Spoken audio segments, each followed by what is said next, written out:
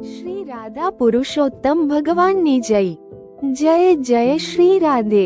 શ્રીમદ ભગવદ ગીતાના 15મા અધ્યાયનું મહાત્મ્ય। હિમાલયની તળેટીના પ્રદેશમાં એક અતિ વિશાળ સામ્રાજ્ય હતું।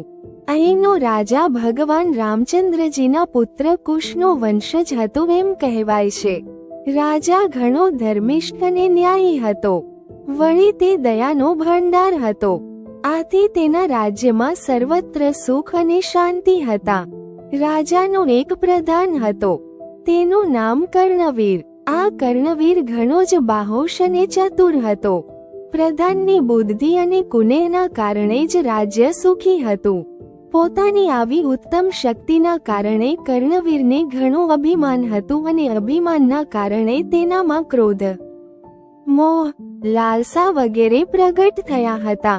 એક દિવસ તેને વિચાર આવ્યો કે આ આખું સામ્રાજ્ય તો મારા લીધે જ ટકેલું છે, તો પછી શા માટે હું રાજા ન બનું?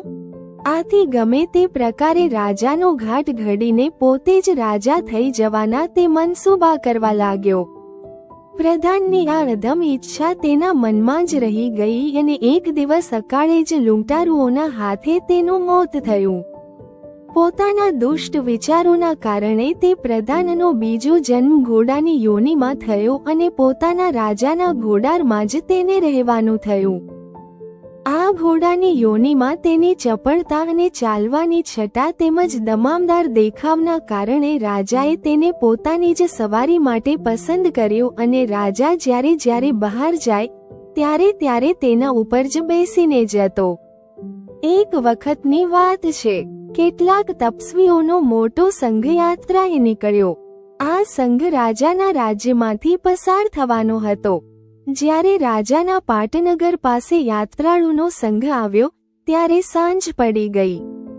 એટલે જે મુખ્ય તપસ્વી હતા તેમણે નગરની બહાર એક સુંદર સ્વચ્છ સ્થળ જોઈને ત્યાં જ પડાવ નાખવાની આજ્ઞા કરી। રાજાને આ વાતની ખબર પડી એટલે તરત જ તેણે પોતાના માણસોને મોકલ્યા અને યાત્રાળુઓને રહેવાની, જમવાની વગેરે વ્યવસ્થા પોતાના તરફથી કરાવી દીધી। મોડી રાત્રે જ્યારે બધા યાત્રાળુઓ જમી પરવાર્યા ત્યારે રાજા પોતે આ તપસ્વીઓના દર્શન કરવા પોતાના માનીતા ઘોડા ઉપર બેસીને આવ્યો।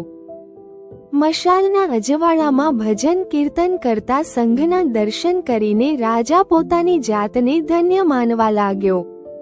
સૌથી મોટા મુખ્ય તપસ્વીનો જ્યાં મુકામ હતો ત્યાં આવ્યા ત્યારે રાજા ઘોડા ઉપરથી નીચે ઉતર્યા તથા ઘોડાની લગામ પોતાના રક્ષકના હાથમાં સોંપીને રાજા મહંતની પાસે પહોંચ્યા તથા પ્રણામ કરીને એક બાજુ ઉપર બેઠા। આ સમયે ગીતાના 15મા અધ્યાયનો પાઠ ચાલતો હતો। થોડા શ્રદ્ધાળુ યાત્રીઓ તપસ્વીની સામે બેસીને આ પાઠ કરતા હતા। પાઠમાં ભંગ ન પડે એટલા માટે રાજાનું આગમન જાણવા છતાં કોઈ કંઈ બોલ્યું નહીં। તે જ રીતે રાજા પણ કાંઈ બોલ્યા નહીં। થોડીક ક્ષણો પછી જ્યારે પાઠ પૂરો થયો ત્યારે એકદમ જ રાજાના ઘોડાએ જોરથી હણહણાટ કર્યો અને એક ક્ષણમાં તે પ્રાણ વગરનો થઈને ત્યાં જ જમીન ઉપર કસરાઈ પડ્યો। એકદમ આમ કેમ બન્યું તે ન સમજાવાથી રાજા મૂંઝવણમાં પડી ગયા। આ જોઈને પેલા તપસ્વી ઉઠીને રાજા પાસે આવ્યા તથા ઘોડો પૂર્વજન્મમાં પ્રધાન હતો અને તેના અધમ કર્મોના કારણે ઘોડો થયો હતો તે વાત કરી। વળી ગીતાના 15મા અધ્યાયના શ્રવણથી આજે તેનો ઉદ્ધાર થયો તે પણ કહ્યું। તે સમયે દિવ્ય સ્વરૂપ ધારણ કરેલા પૂર્વના પ્રધાનને રાજાએ આકાશ માર્ગે જતો જોયો।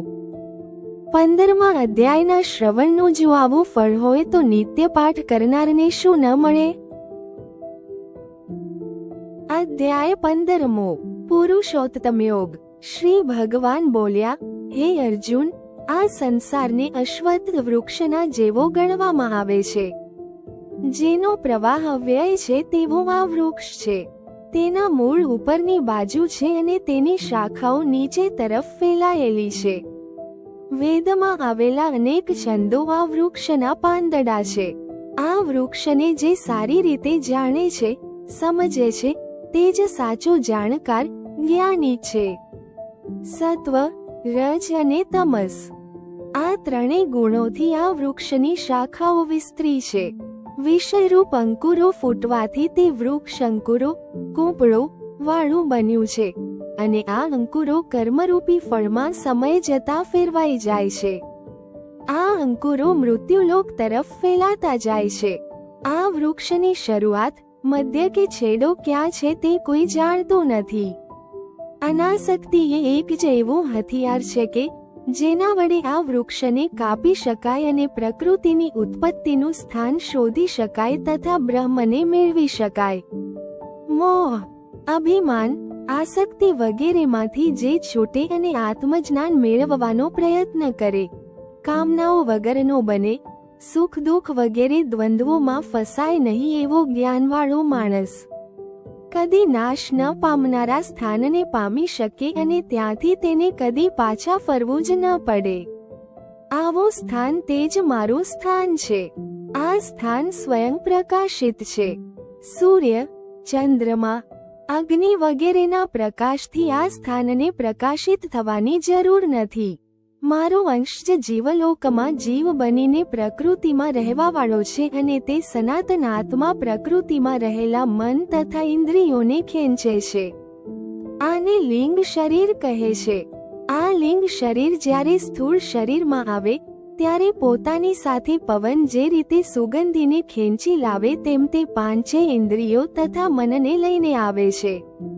પાંચ ઇન્દ્રિયો આંખ, કાન, નાક, જીભ અને ચામડી તથા છઠ્ઠા મનની દ્વારા જીવ જુદા જુદા વિષયો ભોગવે છે.